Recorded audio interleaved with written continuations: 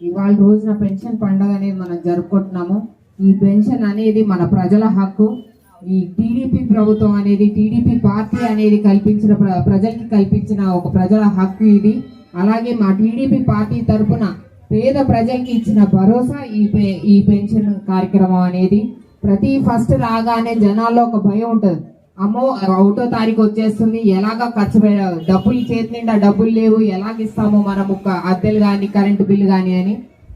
ఈ బాధ అనేది మీ కూటమి ప్రభుత్వం అర్థం చేసుకొని ఫస్ట్ తిరగగానే ఇంటికి వచ్చి మరీ చేతితో పెడుతుంది మన ఇవాళ రోజున ఈ ఎన్డీఏ ప్రభుత్వం, మన కూటమి ప్రభుత్వం. దీనికి మనం ప్రత్యేక ధన్యవాదాలు.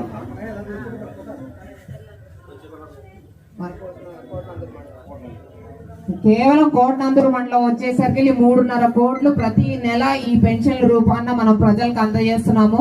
అలాగే కూటమి ప్రభుత్వం రాగానే 1000 రూపాయలు వెంటనే పెంచాం. గత ప్రభుత్వం ఏదో పెంచుతామని చెప్పేసి 250, 240 అలాగా 5 ఏళ్ల పాటు పెంచారు. లాస్ట్ అయితే ఎగ్గొట్టేశారు వాళ్ళు.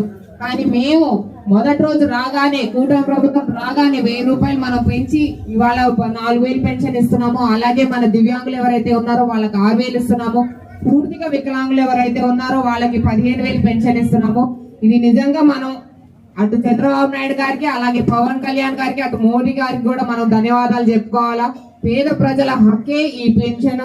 తప్పకుండా మీరందరూ కూడా వచ్చే ఎన్నికల్లో కానీ, రానున్న ఎన్నికల్లో కానీ టీడీపీకి మద్దతుగా మీరందరూ నిలబడాలని. కాకరాపల్లి గ్రామం అనేది మాకు చాలా ఇంపార్టెంట్. అందుకే ఇవాళ నేను వచ్చి ఇవాళ పెన్షన్లు ఇవ్వడం జరిగింది. అలాగే ఇప్పుడు మీరు ఇబ్బందులు చెప్పారు, బీసీ కాలనీలో కరెంటు సరిగ్గా లేదు అని నాకు రిక్వెస్ట్ వచ్చింది. దాన్ని కూడా తప్పకుండా పరిశీలిస్తాను.